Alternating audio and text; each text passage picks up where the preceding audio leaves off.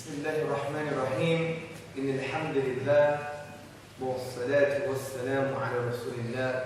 To proceed, brothers, sisters, friends, uncles and aunties, I greet you the warmest Islamic greetings of peace. Assalamu alaikum wa rahmatullahi wa barakatuh.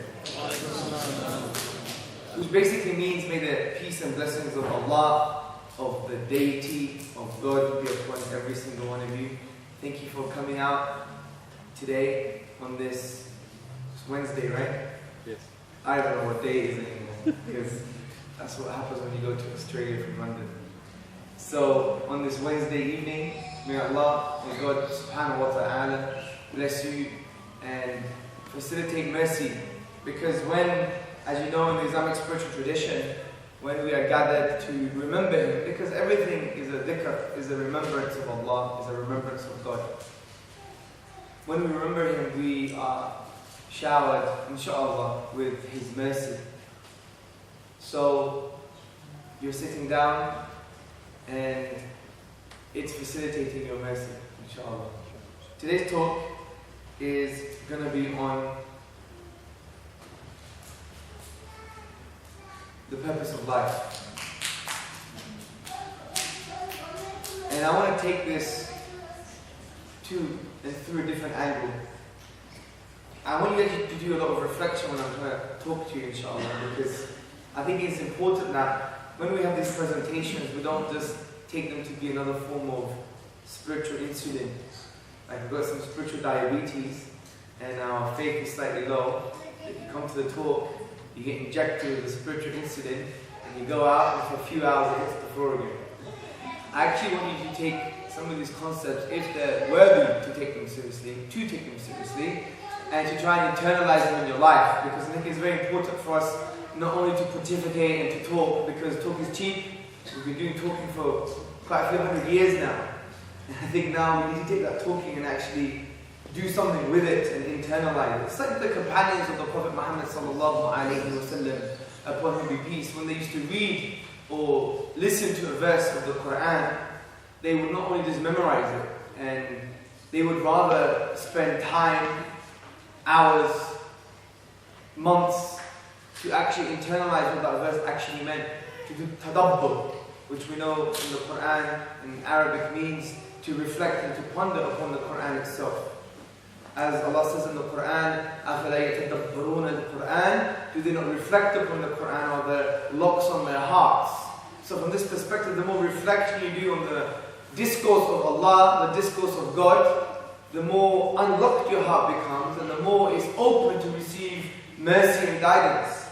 So we need to be people not just words, but reflecting upon them and internalizing them, inshallah. And this is why it's so important for us to become human beings, because sometimes we're not, we're just human doings.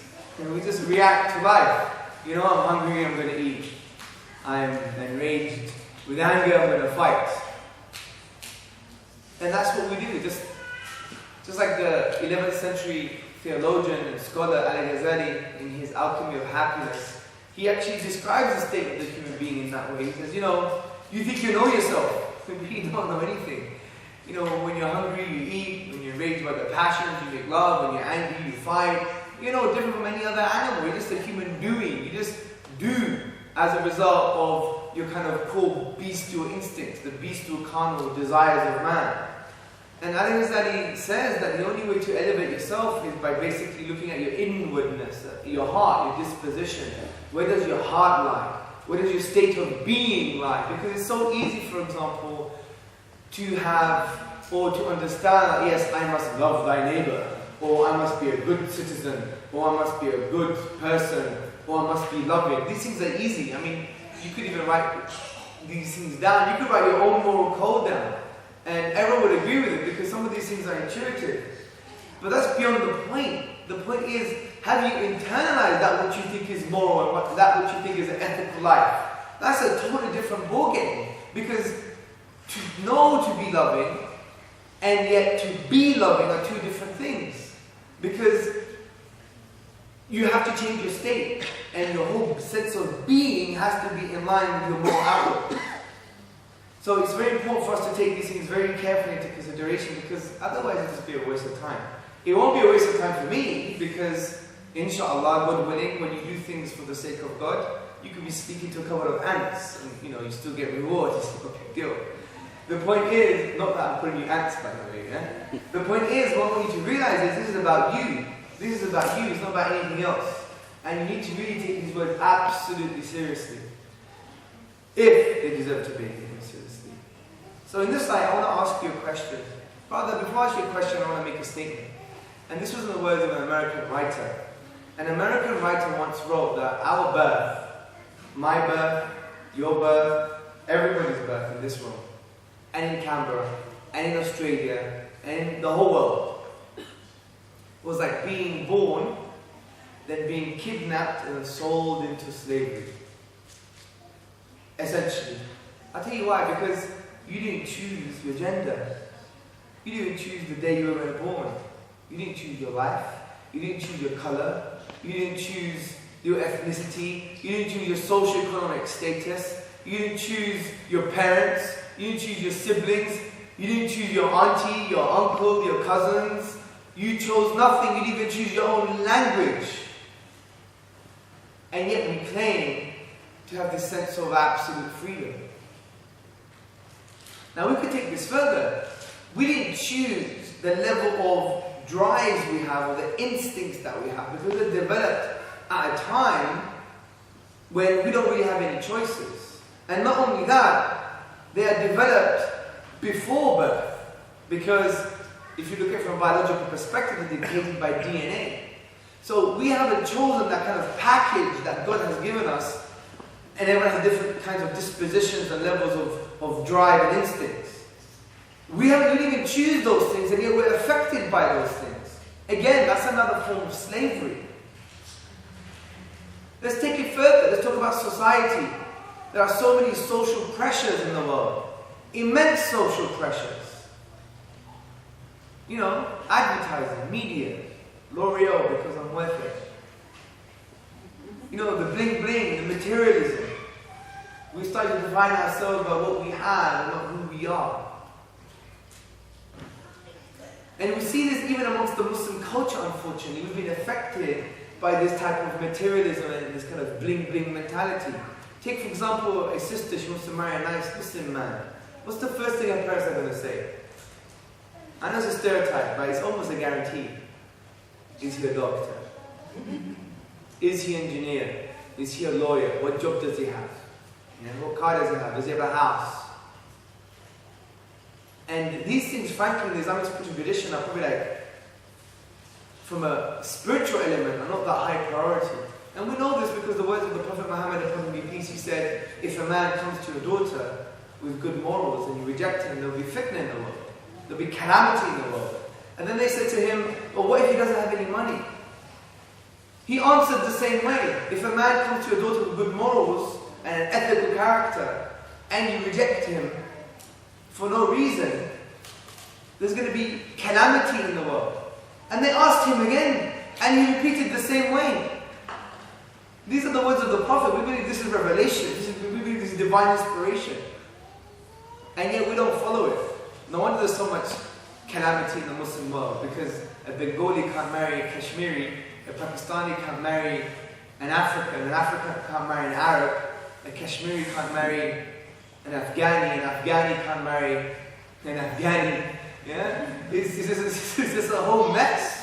We're not following our tradition. We think, why are we in such a problem? But there are simple things that the Prophet has told us to solve issues in our life. And it all stems with things like marriage. So, the reason I'm bringing this up is just to show that we're affected by kind of the social status, the bling-bling mentality, the materialism, the what's in it for me, this avid individualism, this atomization of society, where the human beings are seen as a kind of abstract entity divorced from social attachments. Just cut them off. That's why we're all very focused on the individual rights and the individual needs, which I think is wrong and it's incoherent from a philosophical and practical level. And this is why you see in Western political discourse you have the communitarian tradition, which if you study political philosophy and read the works of Charles Taylor, they're saying, look, we need to move away from excessive liberalism now. It's actually not working for our society. We're making money, but we're not making babies. And that's actually a big economic problem. It's a huge economic problem. That's why places in Britain, for example, they're encouraging women to make more babies somehow, in some way. You know why? Because by 2050 or something, it's just going to be an old population. There's going to be no one to take care of each other. The 80-year-old is going to be taking care of the 89-year-old. And the 89-year-old is going to be taking care of the 99-year-old. And there's going to be no one underneath. And then society will be gone. Anyway, but I hope you understand the points I'm trying to make, that we're kind of enslaved to social pressure and to social conditioning. And if you read about social constructionism, which basically means, there are things in society that influence us. The sociologist Vivian Burr, she wrote the book Social Constructionism, published by Routledge. And she gives an example concerning capitalism. And she says, in capitalism, because it's based on excessive competition, you have personality traits along the personality spectrum that tend towards competitive behaviors. So we're affected by our society. She even talked about language and the effect on language on our own disposition. And the way the meaning we give to language changes who we are, and language is a social phenomenon. Take, for example, the word love. The word love. I'm sure some of you have heard it before. No? Hello? Love. It's the thing that the Prophet told us to say when we love someone. He said, if you love somebody, say it. And actually, it's a whole issue in itself, because there's some people, and I don't want to be kind of a socially stereotypical or ethnically stereotypical, but generally speaking, in the Indo-Pak community, I would probably guarantee that you've never heard that from your dad's mouth before. And it's a shame. And that's why we have, Muslims who have lack of self-esteem, we have inferiority complexes. It's because we're not following the prophetic tradition. We don't say to our children, I love you after the age of 7, because they lose their cuteness. They don't have nappies anymore. They look a little bit more adult, and then you just treat them like, some kind of abstract entity, some kind of robot. But anyway, that's another issue. And the reason I'm saying this because I meet Muslims all the time with those kind of issues. My dad doesn't love me, he never said I love me, I'm 54, and you have these issues. They're all psychodynamic, and it's very important that we actually raise these issues in a frank way, and without caring if anyone gets upset, because at the end of the day, if you're going to upset somebody, you're not going to create any change. So we need to really focus on this issue of love in a big way, because if we don't, then we're losing the kind of mechanism to instill the Islamic tradition in the hearts of our children, because it was the Quran that talked about Muhammad upon him peace and spoke to him directly and said, if you weren't kind and merciful, they would have run away from you. So it shows that kindness and mercy is the mechanism, is the communication channels for kind of divine guidance, or to facilitate that guidance. So it's very important for us to not have this kind of false sense of egoism and macho-ness in our own homes, and really engage with our children and love them. It's hugely important, even from a developmental psychological perspective. That I studied a bit of psychology at uni. And if you don't have this love, if you don't have this compassion, you're in a mess. You could give them the do's and the don'ts, but it doesn't mean anything. Because the do's and don'ts, where do they lie? They lie in the heart, right? In our disposition. And if that's not good fertile ground, you'll be giving these seeds of do's and don'ts. They won't grow into good action. Because you don't have the fertile ground. You have kids who feel unloved, who have psychodynamic issues, who have low self-esteem, and so many different things. And it's very important for us to take this very seriously. I mean, this is a lecture in itself, I'm telling you. And I think this could change our societies drastically. Anyway, so even language affects who we are. For example, Vivian Baer talks about the word love, and she basically says, what do you think and feel when you try to define the word love? Now, 200-300 years ago, it was a behavior. So you had old grannies who basically say, come here, let me love you for a bit. Whereas now, it's just become an internal feeling. This is why you have issues concerning domestic violence, and you have the husband saying, but I love her really. Because it's just an internal disposition now. We've individualized love itself due to many reasons. But now, because language and the meaning to certain words has changed, our behavior changes. And this is quite interesting, because it's no wonder that in the Islamic tradition we preserved the Arabic language in the first 3 centuries to keep those divine meanings, if you like. So it shapes our behavior in the right way. So, what's the point of all of this rambling, okay? Going from one topic to the other in a very rambling circle. Well, the point is to show you that we're slaves. We're slaves, whether you like it or not. Whether you think you live in the West or not. You are a slave. From an existential perspective, meaning what does it mean to exist? Who am I? Whose am I? For whom am I? And sometimes on a Friday night, where am I? For some of us. Not all of us, maybe some of us. But the point is, you're not liking my British jokes, I can tell. But it's alright. I like my British jokes. So, we're enslaved because we have no choice in these things and we're shackled to these things. So, interestingly, what does Islam say about how to liberate the soul? Because our soul now is enshackled to our carnal bestial desires. It's shackled to our context, as we mentioned, and social pressure. So, how does it free itself from this? Well, interestingly, the word ruh, which means soul in the Quranic discourse, shares the same root as the word raha, which means liberty and serenity. And it's as if the ruh, the soul, is searching for that liberty. But in the Islamic spiritual tradition, the only way to achieve this liberty and this serenity and this tranquility of the soul is by not claiming that you have freedom and think that you're absolutely free. It's actually changing your slavery. It's becoming a servant to the divine, a servant to the divine reality, a servant to God, a servant to Allah. Because by being a servant to Allah, you free yourself from the shackles of the ephemeral world, of social pressure, of the carnal bestial aspects of man, of your instincts and your desires, and your context. And that frees you, breaks the shackles. And that's why Ibn Qayyim al-Jawziyya, the 14th century theologian, he said true liberty comes from ubudiyya, through the servanthood with the divine reality. Now you may think, well, okay, this sounds fine, this sounds coherent, this sounds all nice and dandy, yeah? But the point is, well, how do you know it's true?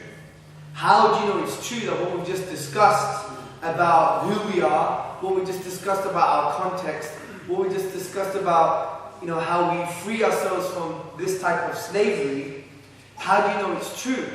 Well, before I tell you why I believe in a humble way, why I think it's true, I want to basically say to you that through this worship, through this slavery, through this servanthood to the divine, not only does it free you from these other types of slavery, but it actually defines who you are, and it actually makes you find yourself. Sometimes when we hear friends and colleagues and would you go on holiday or some 2-month spiritual trips, and I went to find myself. Yeah. But I think in reality, we don't have to find anything. We have to look outside of ourselves, and that's very important. I want to explain why. Because if you see what defines a human being, what defines a human being and makes him natural is what you call self-transcendence. Meaning, he or she always looks outside of themselves. He or she always seeks to be part of a group or a collective or to immerse themselves in something. And you can see this with children. If you see children, say a 6-year-old, he's immersed in play with his friends. That's the time to take the picture. It's his natural self. He's almost like one with the group. Okay? Now, if you say to him though, for example, my son's name, Zakaria, let me take a picture, he freezes. And he's not his natural self anymore. He's broken away from that collective. So human beings want to self-transcend. And we do that by sharing as well. We always want to share ideas, of course. And so not only that, take for example, the example of the eye. The eye is in line with its own nature when it looks outside of itself. If the eye were to see itself, it would no longer be the eye. It would lose its natural function. It won't be its natural function anymore. So significantly, the human being is like that. We believe God has given us something called the fitrah, which is the innate, natural nature that God has created within us to acknowledge Him and to serve Him and to worship Him. And essentially, it is so profound because that means when we transcend our kind of context, as we mentioned, and we want to worship God and have a servanthood and have a servitude to God, that actually makes us realize who we really are. It is no wonder the Quran says, if you forget God, if you forget Allah, Allah will make you forget your own self. So, putting these things aside, how do we know everything we've mentioned for the past 10-15 minutes is true? How do we know? Well, interestingly, a lot of these ideas and these kind of thoughts and these spiritualisms and existentialisms and these values and these profound meanings, they actually come from a book which we believe to be the Quran. Okay? And the Quran sums everything up what we've just said, called worship God. That's essentially our purpose in life. That God says that we're here to worship Him, not to worship creation as we mentioned, and went in depth into that, but to worship the divine reality, Allah. Now interestingly, the word Allah, some Arabic linguists say it comes from the word Al-Ilah, which means the deity. So if you were a Christian and you were to read the Aramaic Bible, you would actually see the word Allah. So it's not an alien kind of term. So we're here to worship God. But how do you know that's true? You don't want this to be a circular argument. Well, I think we have very good reason to believe that this book, the Quran, is actually from the divine. It's not just based on blind faith. And that's the interesting thing about the Quran itself, that it tells us not to have blind faith. For example, it mentions knowledge, ilm, and the various different forms of that word over 100 times. It mentions knowledge over 100 times. And not only that, the Quran is a book that wants to engage your mind and your heart. And this is quite significant for a 7th century text. It makes you think. It's a dynamic text. It wants to intrude in the inner dimensions of the human being. His aql, his intellect, his nafsiyah, his internal disposition. And the way the Quran achieves this is by asking very, very deep and profound questions. It's not supposed to give you the answers.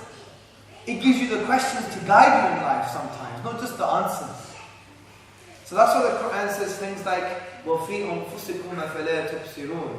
And in themselves, do they not see? أَوَلَمْ يَتَفَكَّرُوا فِي أَنفُسِهِمْ. Do they not reflect and ponder within themselves? وَكَذَلِكَ نُفَصِّلُ الْآيَاتِ لِقَوْمٍ يَتَفَكَّرُونَ. And thus to explain our signs in detail for those who reflect. The Arabic word يَتَفَكَّرُونَ coming from the triliteral stem, the root fa, ka, ra. If you go to the classical dictionaries, you see this is quite an amazing word. It says don't just scratch the surface, look deep. The thing that you're meditating upon, that you're reflecting upon, that you're inquiring about, look at the implications of it.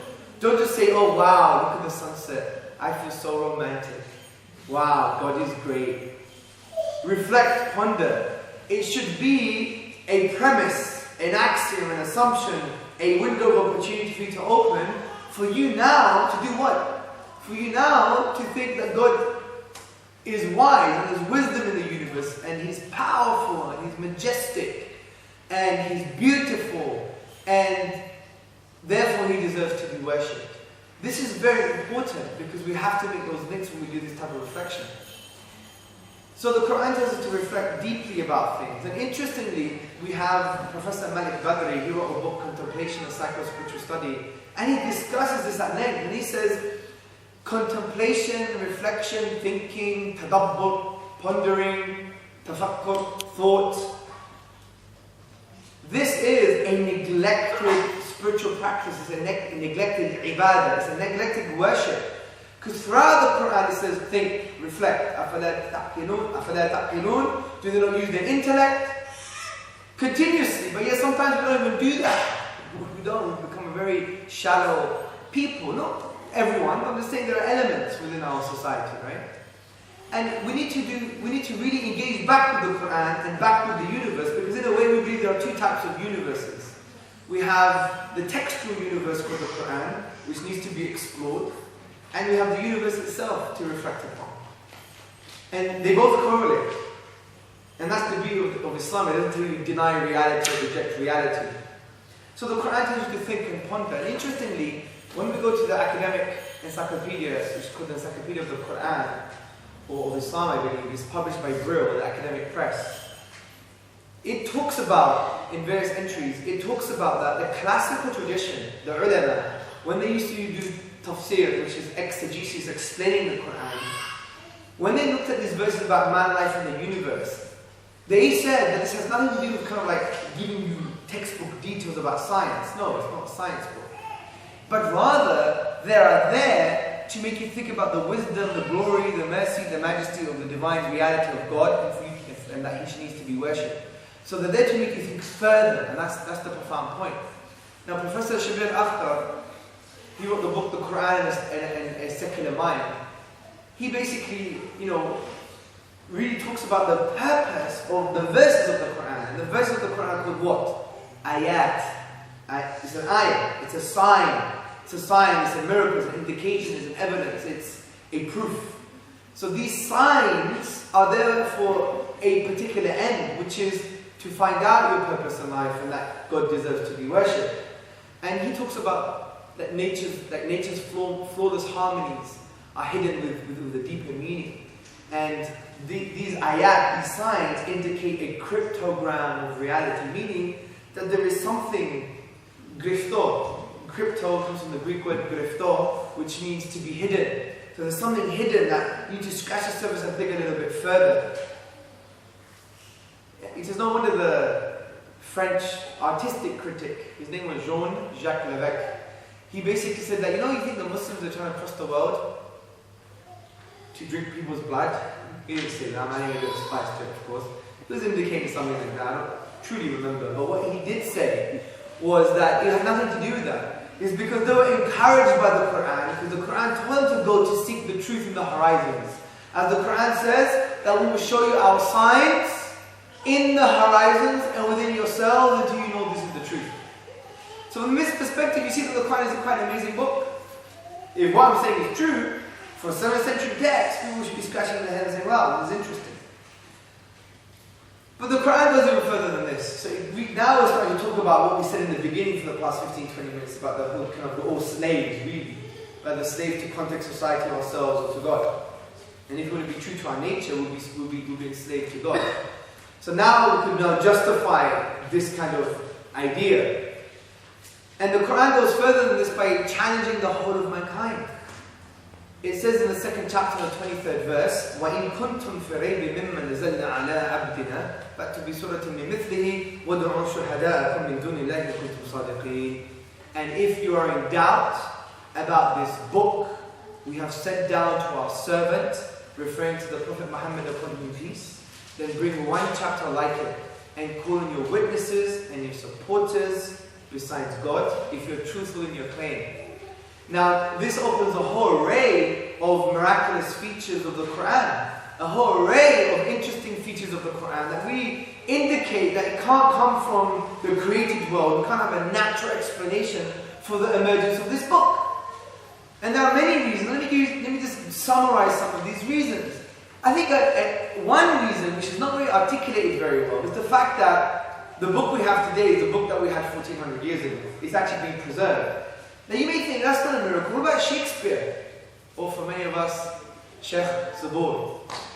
No? Is that not a bad joke? Yeah? I thought Salim was here a few months ago. He makes even worse jokes than me. Yeah? He's my master of jokes. Anyway, may Allah bless him. So, Shakespeare, Sheikh Zabur. You may think, well, his work, Romeo and Juliet is preserved, doesn't make him work a miracle. Obviously. But you have to see it in the correct political social context. This book was revealed, and it was preserved, and it was maintained throughout 1400 years. At various times, there was so much political motivation to change the text. There was also political motivation from various factions to not only misinterpret things, but to actually be a bit dodgy with the truth.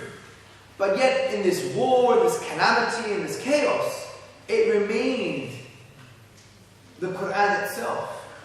Now, we could contrast this with the biblical text because, as you can see, so many different theological positions were actually the scribes were influenced and they would write and scribble out things in the original manuscripts. If you don't believe me, go to the original manuscripts themselves. There's such a funny scribe, and you can see one of the ancient documents of the biblical text, and there's a little footnote at the end. It says, oh, you silly man, stop mucking about the words of God. And then you see him cross that out and fix it again, and there's a whole debate about what the scribe would insert into the biblical text. I mean, if you read the works of Dr. Bruce Metzger and Dr. Bar Ehrman and others, you see that there are over maybe 6,000-7,000 Greek Old New Testaments from 2nd century after Jesus to around the 19th century, and not one of them agree with each other. You go to the original Greek text itself. Fine, some are minor differences, but there's some major theological differences as well. Anyway, putting that aside, but the reason that happened to the Bible is because there was different influences. You know, you had the Council of Nicaea, a bunch of men deciding who was going to go into the Bible. Yeah, that looks nice. I don't like that. Let's put that in there. Yeah, let's assume the Holy Spirit is working amongst us. And yeah, we're going to get it right. That's why the Christians have differences concerning the Catholic tradition. I think it has 66 books. The Protestant tradition has 60 books. So like there's like 1/10 missing. Yeah. You have the Coptic Christians adding other apocryphal data. The Orthodox Christians adding something else. You have the Egyptian Coptics adding something else. I mean, you know, what did God really say? You know? So the point is, and that was because it's a natural thing. That's what happens when you have political and theological differences. You just want to change and muck about with the text. But then it happened with the Quran, and I think that's very fascinating. That's almost, you can't find a natural explanation for this. So that's the first point. It's no wonder the professor, an Orientalist German, her name is Angelica Nevereth, she says in the Cambridge Companion to the Quran that what we have today is what we had 1400 years ago. So that's the first point. The next point I want to talk about is what we call numerical structure, or numerical coherence, or numerical consonants in the Quran, which is basically that the Quran is quite unique from a numerical perspective. And what do I mean by this? Well, let's understand the relation of the Quran. It was revealed over a 23-year period. 23 years for specific times and for specific places. So the Quran was revealed for specific times and for specific places. However, the Quran, when it was brought together as al-kitab, as the text, which indicates like a written book, you see that it has an amazing numerical structure. Take, for example, the third verse in the Quran, the third chapter in the Quran, when God says, the likeness of Jesus is like the likeness of Adam, because they both don't have a father. So that's their likeness, the sameness. Interestingly, they're both mentioned 25 times each in the Quranic discourse. And up to this verse, they're mentioned 7 times each. Take the largest chapter in the Quran, which is Surah Baqarah, the second chapter, 286 verses. Do a karate chop, run in the middle, and you have the 143rd verse. And what word do you find? Middle. You guys asleep? Dead? Are you guys dead? I mean, I'm thinking you guys are dead or not. Are you guys dead? No? No? Are you Malaysian? There's only Malays have poker faces when they hear really good talks. They got this good, very passive disposition. I remember I was in Malaysia, I was like, and we need to wake up, and we need to do this, and all like this. And then I get emails saying, that was so beautiful, it was so amazing. I'm like, you guys are like dead, you'd be the best poker players in the world, man. Because they're very, as a culture, they're very passive, they don't want to break any taboos, and they're very peaceful people. And you see that in your talk, you can do the most like Churchillian talk, this most eloquent talk, and they'll be like, and you be crying, and they're like, so you remind me of that actually. Anyway, so, and take for example the shortest chapter in the Quran, which is the biggest, let's go to the shortest, Surah Al-Kawthar. Now, it has only 3 lines, but interestingly it has 10 words. It uses 10 letters in each line, and it uses 10 words only once throughout the whole chapter. And there's much more to research on concerning this, but it's very fascinating. It was revealed over a 23-year period where it has these numerical consonants. It can only mean the author knew the future, because these verses were for specific times and places across a prophetic career. Now that should make you think. Third point. Amazing historical information. We can't find a natural explanation if we look at the 7th century historical knowledge to the historical knowledge in the Quran. For instance, the Quran mentions 2 titles for the leader of the Egyptians. The Pharaoh, Fir'aun in Arabic. Al-Malik, the king in Arabic. And they're for 2 distinct periods in Egyptian history. When Al-Malik is used, it's for Yusuf alayhi salam, Joseph. When Pharaoh is used, it's used for Moses, Musa alayhi salam, for whom be peace. And the 2 distinct periods in Egyptian history. Moses, new kingdom. Yusuf, Joseph, the old middle kingdom. Now the Bible, which was around at the time, the Torah, the historians, they got it wrong. And we didn't even have access to the hieroglyphs, which is the pictorial language of the ancient Egyptians. It was a dead language at that time. And there's so many historical records to prove this point. But when we access the hieroglyphs in the 19th century, we read the Rosetta Stone, and we translate the works, the historical Egyptian works, we see that in the old Middle Kingdom, they used to call the Pharaoh, not the Pharaoh. They used to call the leader of the Egyptians as the king, Al-Malik. And it was at the new Middle Kingdom that they started to call him the great house, the Pharaoh. Such a minute historical detail. If you were to delete it from the Quran, it wouldn't really change the message. This is fascinating because there is no natural explanation. We have to look for supernatural ones because that information at the time was dead. So that was the third point. Let's go to the fourth point, which is the linguistic miracle of the Quran. The Quran was revealed in an eloquence and in a literary form that de-scopes the Arabic language, because at the time of revelation, if you refer to historical works, and even though like Margulis and Mir and Give, you would see that the Arabs at the time were best at expressing themselves in the Arabic tongue. They were Arabic linguists par excellence.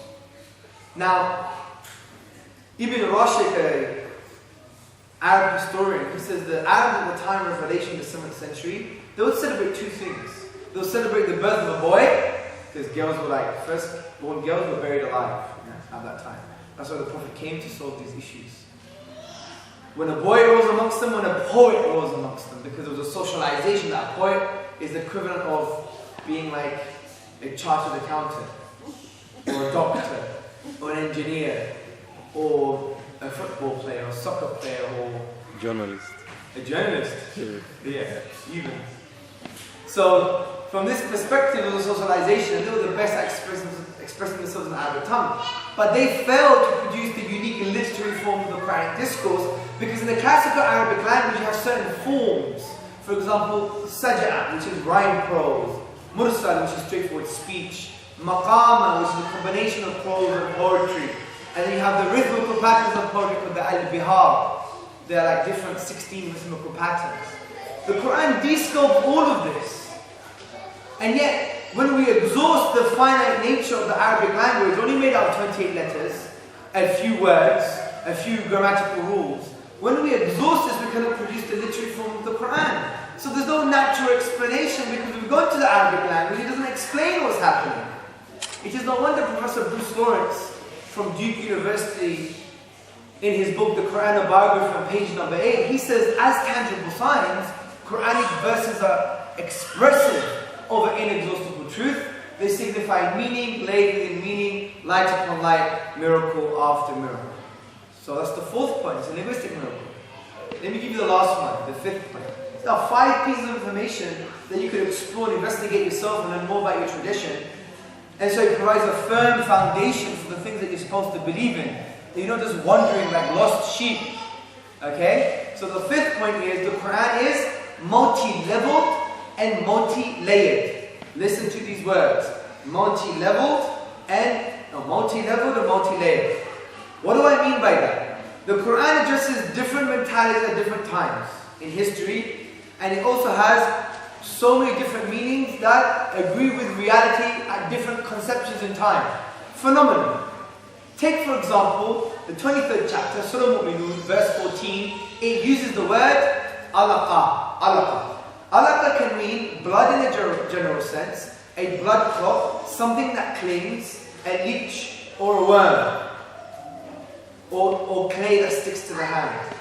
Now, interestingly, it uses it in the context of the development of the human being, the embryo. Now, this is interesting because if you take the meaning to mean a blood clot, that is exactly what they would say at the time of Revelation, even before. For example, the Hellenic physician Galen, in the 2nd century, 500 years or 400 years before the Prophet Muhammad, upon him be peace, he described it in the Greek language as sarcoidis and ematos, which basically means something fleshy and bloody, which is like a blood clot. So the Quran agrees with common knowledge, because the Quran doesn't want to, make you think that this book doesn't have any meaning. He wants you to reflect on what you think is true so you could think that he deserves to be worshipped. But if you fast forward the time and go to the 21st century, when we see around day 22 to 27, we see that the embryo looks like a leech, which is also one of the meanings for the word alaka. And if you look at the microscope, which was developed in the 15th century, you see it looks like a leech. Even if you dissect a medicinal leech, it looks like the embryo. But it might not even have a natural meaning, it might have a spiritual meaning. For example, what is a leech? It's a parasite. It drains the resources of its host. And as if God is saying to us, you were a parasite in your mother's womb, you drained her resources, so lower your wing of humility and be compassionate to her. So it has a very beautiful spiritual meaning. It's multi-leveled and multi-layered. Interestingly, Professor Lord Winston from Imperial University, he says the leech is a parasite and embryos are like the leeches, like parasites. Do you see how multi-leveled and multi-layered is the Quran? Do you see this, people? Yes. Well, the only way to say yes again is for you to ponder upon this book. Don't leave it on your shelf just for the month of Ramadan when you're fasting and you're talking to God, but you're giving His words back to Him. He knows what He said. He doesn't even remind you. Your God is not forgetful Lord. Don't get me wrong. It's spiritual to recite the Quran. It's a shifa. It's a healing for us. It purifies our hearts. But now is the time to ponder. We need to ponder upon the Quranic discourse to engage with the text. Otherwise, our hearts will be locked. As we said in the beginning, do not reflect upon the Quran or the locks upon the hearts. The more pondering you do, the more unlocked your heart becomes and you receive the guidance and mercy of God. So these are 5 key points that really clearly, I think, even in a summary, clearly shows that this book could not have come from one man in the 7th century over just a 23-year period. There is no natural explanation for this book. And I give you 5 reasons. And by the way, I'll give you another 5. Well, we need to pray soon. So, I want to end the next 5-10 minutes because I've been given the opportunity to go slightly over time. Is by talking about now, what do we do? So we talked about our context of slavery, who we are, why we are, whose we are, purpose of life, freedom, true liberation comes from the seven countries of divine reality. Then we talked about how this is to be true, we talked about the Quran being a thinking book, and I gave you the 5 reasons to show this book is from the divine. But what now? Well, now you should feel confidence as Muslims. Now you should not sit at home and just make money and just eat your curries and just die, okay? Because you're just dead Muslim walking. That's not life. Wallahi, I believe that's not life. It's a terrible existence. It's a disgrace that you be given this gift and you just react to your instincts. I work 9 to 5, I make money, I make babies, I eat, I get fat, then I die. Great existence. Let me repeat that to you again. I make babies, I get married, usually to someone I don't want to marry. I make babies, usually they don't listen to me when they grow up. Then I eat, and then I die. And you get a bit of houses and a bit of money in your bank, and you think that when you die, if we were to feed you your gold and your silver, it would resurrect you. It has no spiritual efficacy. Wealth is nothing. So from this perspective, are you going to be dead Muslim walking, or someone that has life? You need to make this decision. I know it's harsh, but frankly, we live in interesting times. We don't have to be very sensitive towards each other like we're 7-year-olds. We're adults. Wake up. Look at the whole world. If the whole world were to think of the word, let me tell you something. And this is very carefully. If Islam, if Muslims, every single Muslim in this world were to die, if every single Muslim in this world to die, what would the rest of humanity think? Do you think they would miss us? Right now they'll celebrate maybe. Exactly. Yeah. What a state of affairs.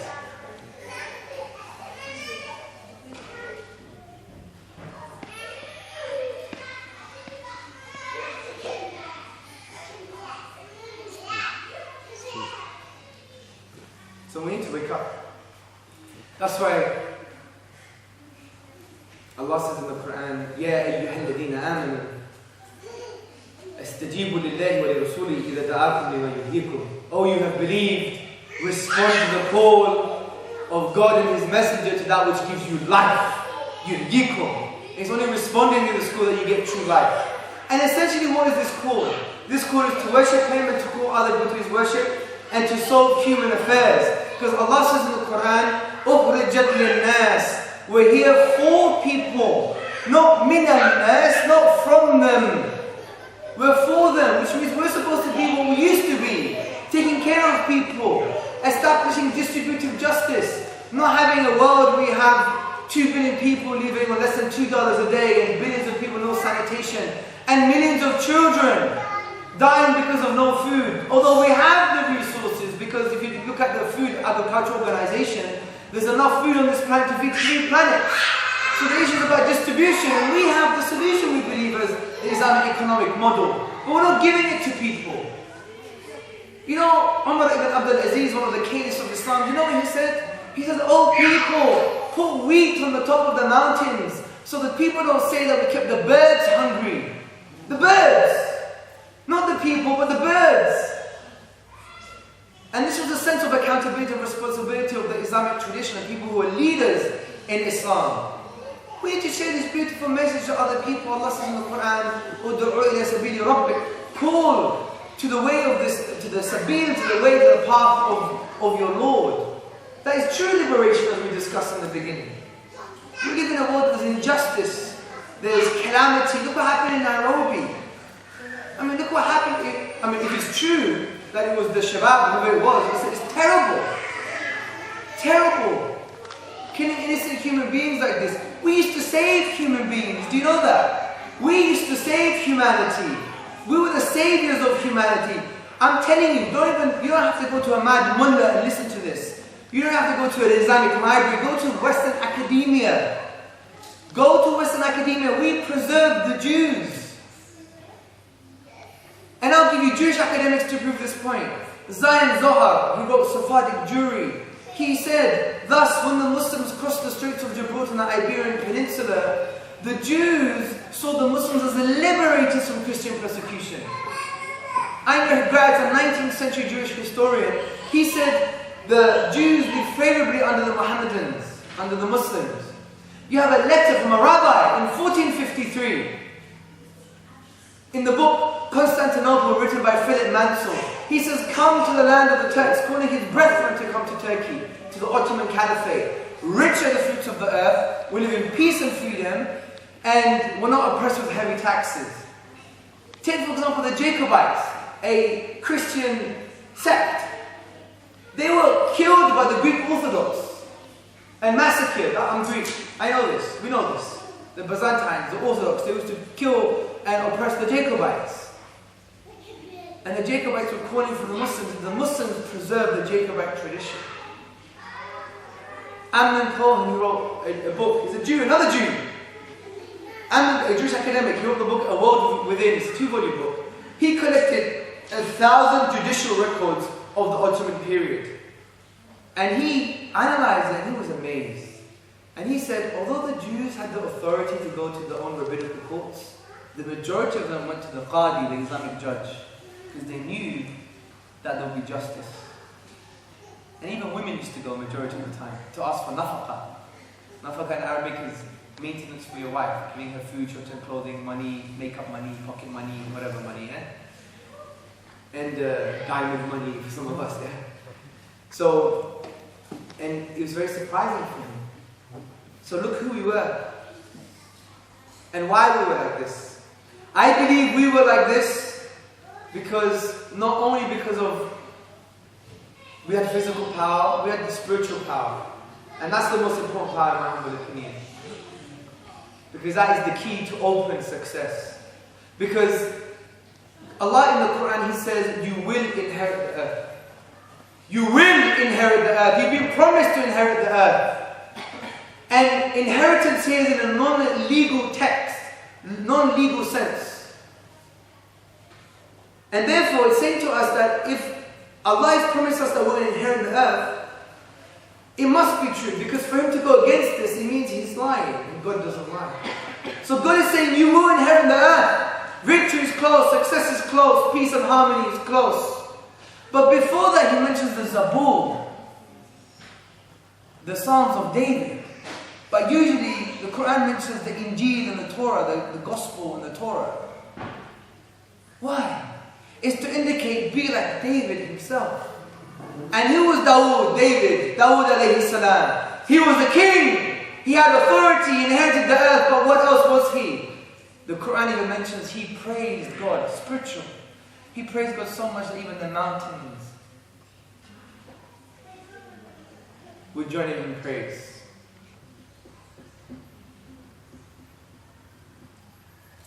Take it or leave it. We can complain for the rest of our lives that we're not doing anything, you know. If Muslims were all to die, no one would miss us.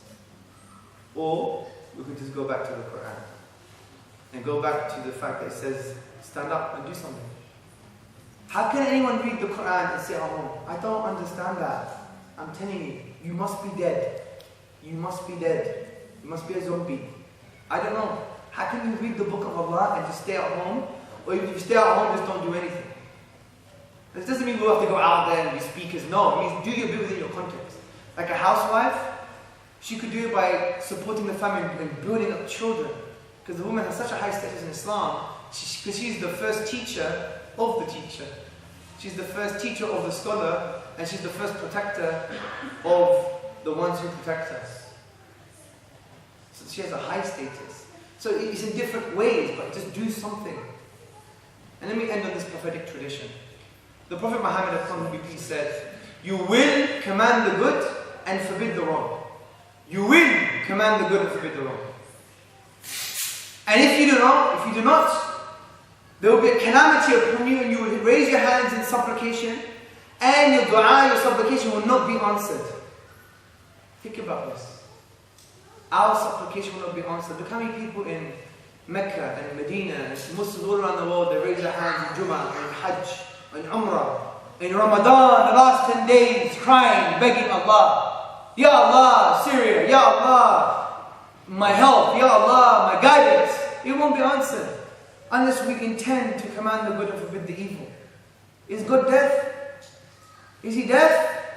He can't hear your du'as? He answers your du'as, but He says there's conditions, prerequisites. Command the good and forbid the evil. It starts with ourselves, with our families, and the rest of the society. May God bless you immensely. And may God love you and shower His mercy on every single one of you. And may you really understand Islam for what it is. May I understand Islam for what it is. That it's not just a religion of individual spirituality, but it's holistic.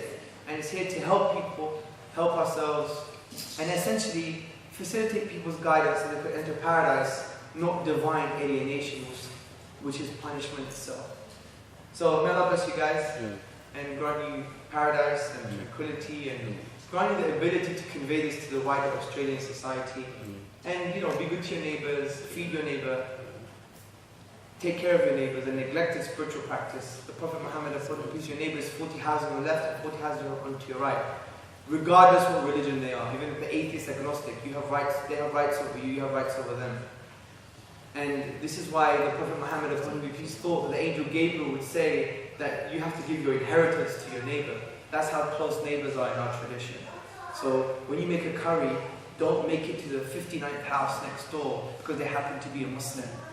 You have missed out all these houses that they have more right over the Muslim, even if they're not Muslim. Okay, so don't be sectarian like this. We don't have sectarian tendencies from a neighbor perspective. We have to take care of everybody. It's in our tradition.